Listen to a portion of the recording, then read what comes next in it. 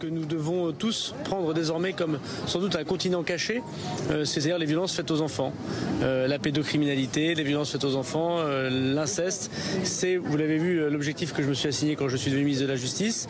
Et aujourd'hui, le fait que le Premier ministre fasse ce geste d'écoute, c'est très important et très important pour les victimes. Ouais, quelque part, c'est pas un aveu de mensonge de sa part. Le Premier ministre a, je crois, chevillé au corps l'intérêt général. Et, il l'a dit lui-même, il a scolarisé ses enfants dans cette école. Qui peut penser qu'on peut scolariser ses propres enfants dans une école quand on connaît les difficultés de cette école? Voilà, donc c'est un procès tout à fait politicien. D'ailleurs, le fait que la France insoumise l'utilise politiquement et que par ailleurs ils en profitent pour demander la démission ou la censure du gouvernement montre bien qu'ils se fichent de la violence faite aux enfants et qu'ils font de la politique surtout.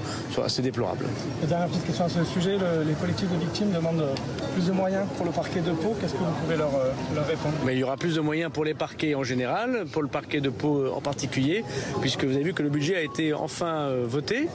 On ne pouvait pas renforcer le nombre de magistrats dans tous les parquets de France, y compris à Pau, parce que notamment la France insoumise ne voulait pas que le gouvernement ait un budget.